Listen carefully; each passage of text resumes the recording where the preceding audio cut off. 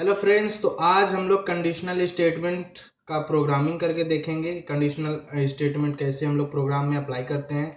Conditional statement के question हम लोग प्रोग्राम में कैसे बनाते हैं। तो आज हम लोग ई फेल्स का दोनों का कोडिंग करके देखते हैं। ओके, सबसे पहले हम लोग यहाँ पे जाते हैं, एक न्यू फाइल बना लेते हैं conditional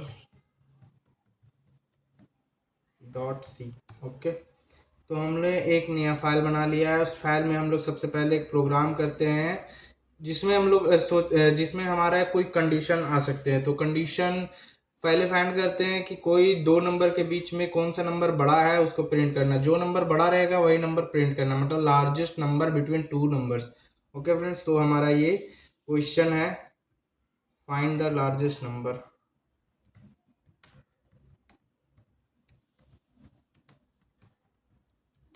between two numbers. Okay friend, तो हमें लार्जेस्ट नंबर फाइंड करनी है। तो फाइंड करने के लिए हमें क्या करना है, उसको आउटपुट देना है और इनपुट लेना है। दो नंबर, उन्हीं नंबर के बीच में हम लोग क्या करना है, फाइंड करना है। तो पहले दो नंबर को इनपुट कराने और आउटपुट कराने के लिए फैसिलिटी हम लोग को देना होगा क्या, स्कैनअप और प्रिंटअप, जो कि हमारा हेडर फाइल देगा। तो हैश इंक्लूड stdio.h हमने इसमें इंक्लूड करवा दिया। अब दूसरा हम लोग क्या करते हैं, हम मेन फंक्शन चलाते हैं क्योंकि हमारा यहाँ से प्रोग्राम एग्जीक्यूट होने वाला है। हमने बना लिया, दो वेरिएबल लेते हैं, दो वेरिएबल, क्योंकि हमारा पहला वेरिएबल एक वैल्यू स्टोर करेगा इंटीजर, दूसरा भी स्टोर करेगा वैल्यू। ओके, इन दोनों के बीच में हमने कंपेयर करनी है। तो सबसे पहले हम लोग यूजर से पूछेंगे कि आप जो दो नंबर डालना चाह रहे हो वो नंबर पहले डालो। तो इंटर योर टू नंबर्स,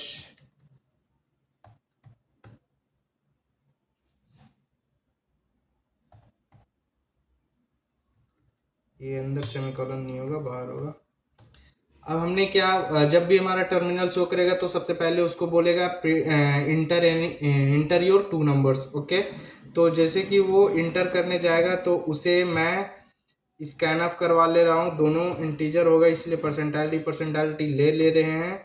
हमें एक at the address of A के पास जाके स्टोर करवा देंगे, दूसरा at the address of B के पास स्टोर करवा देंगे। ओके फ्रेंड्स, अब हमारा मेन मुद्दा यहाँ से स्टार्ट होता है, कंडीशनल स्टेटमेंट यहाँ से स्टार्ट होता है कि हमें उन दोनों के नंबर के बीच में कंपेयर करना है कि कौन सा नंबर छोटा है, कौन सा नंबर बड़ा है। जो बड़ा है हमको वही प्रिंट करवा के देना है, जो छोटा है उसको प्रिंट करवा के नहीं देना। ओके फ्रेंड्स, तो मैंने कंडीशन लगाने के लिए क्या बोला था, इफ कंडीशन, जब भी कोई कंडीशन लगाना है, फाइंड करना है कंडीशन बड़ा है तभी देना है। ठीक है, तो हमारा पास ये रिजल्ट है कि बड़ा हो तभी दो।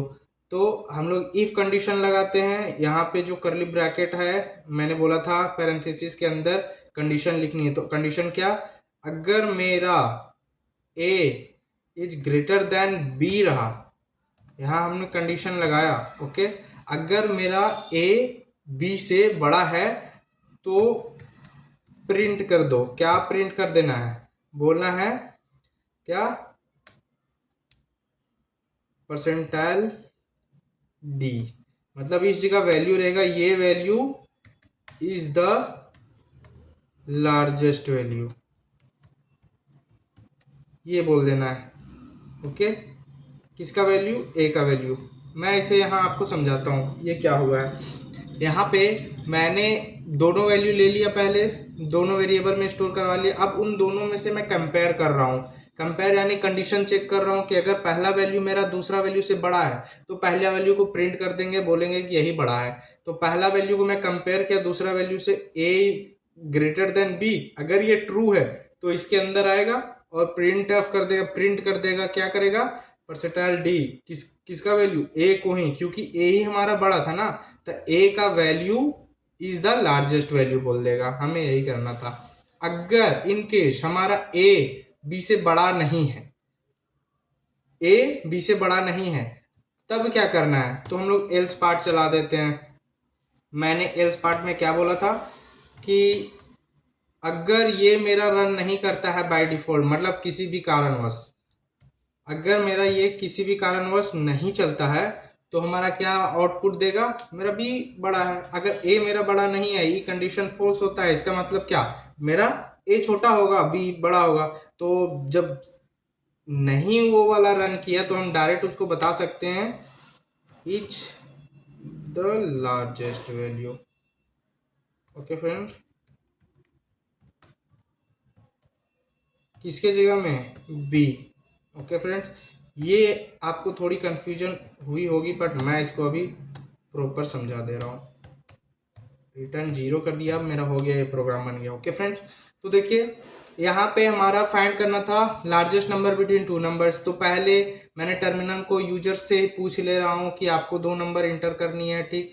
पहले तो उसका स्पेस दे दिया क्योंकि दोनों नंबर स्टोर होगा, कहीं स्पेस दे दिया। अब मैं बोल दे रहा हूँ स्कैनर जहाँ पे पहला वैल्यू जाएगा वो at the address of A pass जाएगा, फिर दूसरा जो आएगा at the address of B pass जाएगा।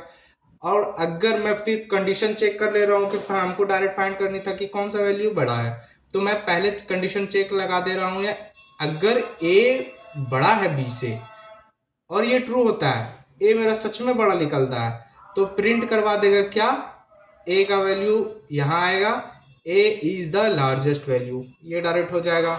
अगर ये नहीं है, ए मेरा छोटा निकल गया बी से, यानी बाय डिफॉल्ट बी हमारा बड़ा है, तो इससे क्या होता है, जब ये नहीं रन करता है क्योंकि ये फॉल्स हो जाता है, तो बाय डिफॉल्ट ये मेरा एल्स पार्ट रन करता है। तो एल्स पार्ट मतलब अगर हमारा ए छोटा है तो बी ओबियस बड़ा होगा, तो इसीलिए डायरेक्टली ये रन हम लोग करवा दिए प्रिंट है परसेंटाइल डी, मतलब इसके जगह बी का वैल्यू आएगा, B is the largest value, B नहीं आएगा, बी का वैल्यू आएगा।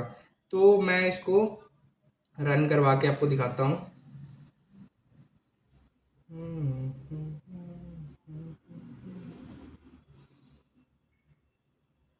देखिए फ्रेंड्स, तो ये हमारा रन हो गया। मैं यहाँ पे बोला इंटर योर 2 नंबर्स, तो हम लोग यहाँ 2 नंबर इंटर करते हैं। पहला हम लोग 7 कर लेते हैं, दूसरा हम लोग 6 कर लेते हैं। देखिए हमारा 7 6 में कौन सा बड़ा है, 7 इज द लार्जेस्ट नंबर। तो हम लोग फाइंड कर लिए कि कौन सा नंबर हमारा बड़ा है। अब आप 3 नंबर के बीच में फाइंड करना चाहते हो लार्जेस्ट नंबर बिटवीन 3 नंबर्स, चलिए हम लोग इसको 3 नंबर्स करके बनाते हैं। ओके, 3 नंबर का इसको बना दे रहे हैं, यहाँ पे इंटर योर 3 नंबर्स। अब यहाँ पे हम लोग क्या करते हैं, पहले 3 नंबर स्टोर करने के लिए 3 वेरिएबल बना लेते हैं, सी। ओके, यहाँ पे सी भी बना लिया मैंने। अब यहाँ परसेंटाइल डी एक ले लिया, और दूसरा यहाँ पे एट दिस एड्रेस ऑफ सी, जो तीसरा वैल्यू आने वाला है वो एट द एड्रेस ऑफ सी के पास चला जाएगा। फ्रेंड्स, मैं आपको बताया था कि ये जो है 2 नंबर यहाँ पे चेक करेगा, बट एक बात आप लोग रिमेंबर रखो, अगर ए मेरा बी से बड़ा है तो इसका कोई कंडीशन नहीं है, मतलब ये भी हो सकता है कि ए अगर बी से बड़ा है तो ए मेरा सी से शायद छोटा हो।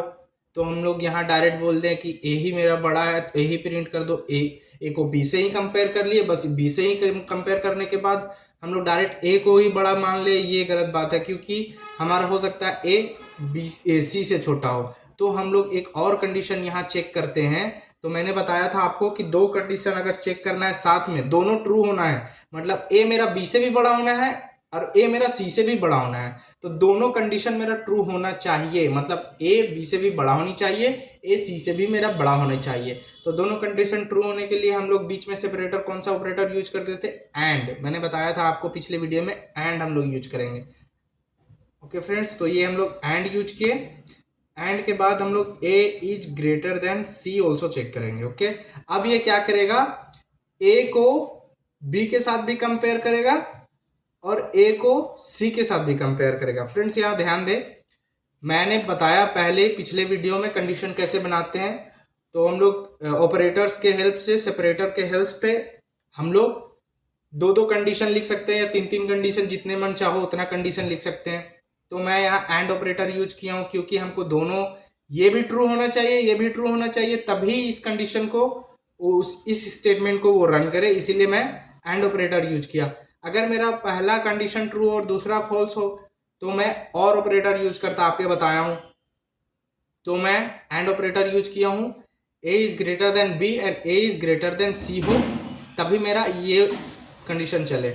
अब मैं आपको बताया ये कंडीशन रहा ए के लिए, ए बड़ा है तो। अब मैं चेक करता हूँ बी के लिए, तो मैं आपको बताया हूँ एल्स पार्ट रन करेगा अगर ये नहीं करेगा तो।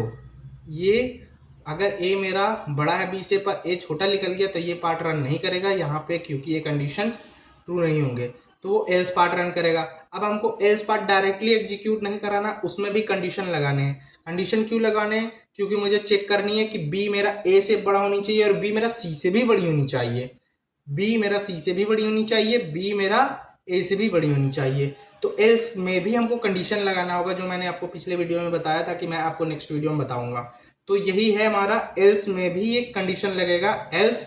अब इसमें भी हम लोग इफ कंडीशन लगाते हैं।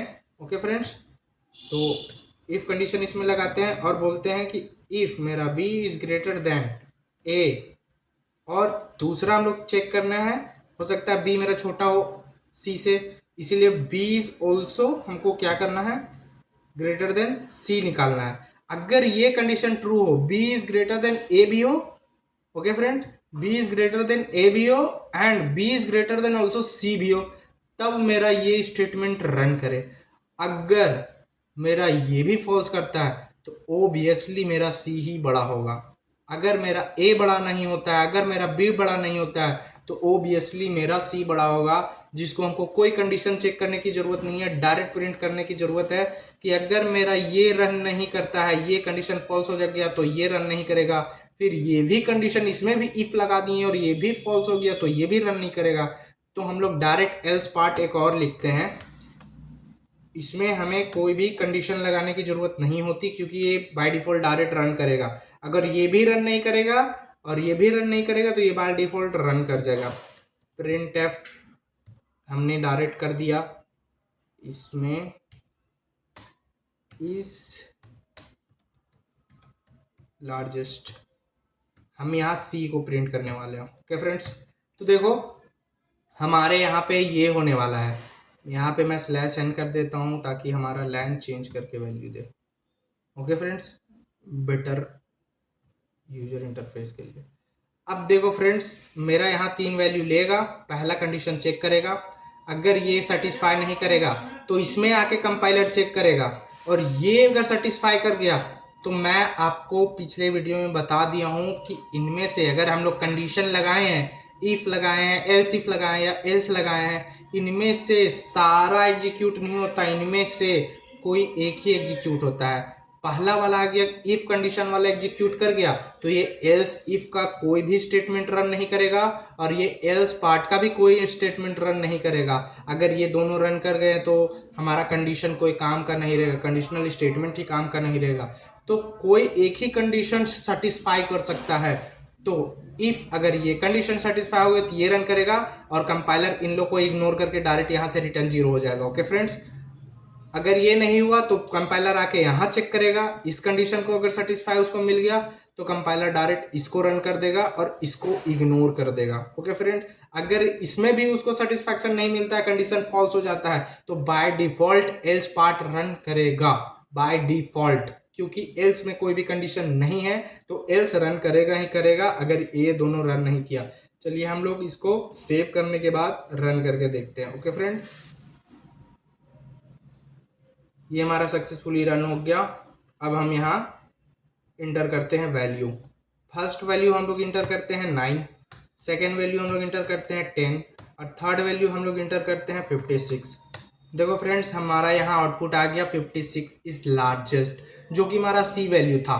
जो पहला वैल्यू था वो 9 में गया, सेकेंड वैल्यू हमारा 10 मतलब बी वैल्यू 10 हमारा बी में गया और 56 हमारा सी में गया, और हमारा सी का वैल्यू दिया है, यानी ये हमारा एल्स पार्ट रन किया है, इन दोनों को वो स्किप किया है। ध्यान से देखो फ्रेंड्स, ये वाला पार्ट हमारा रन नहीं किया और ना ही ये रन किया, डायरेक्ट यहाँ सी का वैल्यू 56 इज लार्जेस्ट यहाँ पे आया। देखो फ्रेंड्स, 56 इज लार्जेस्ट। तो ये ऐसा हमारा कंडीशनल स्टेटमेंट होता है। तो इसी टाइप से हम लोग एक और वीडियो बनाने वाले हैं, उस वीडियो में बहुत सारे क्वेश्चंस लगाने वाले हैं। जो कंडीशनल स्टेटमेंट पे बेस होगा। तो बने रहिए मेरे इस यूट्यूब चैनल पे फ्रेंड्स, नेक्स्ट वीडियो में मिलते हैं। Thank you for watching.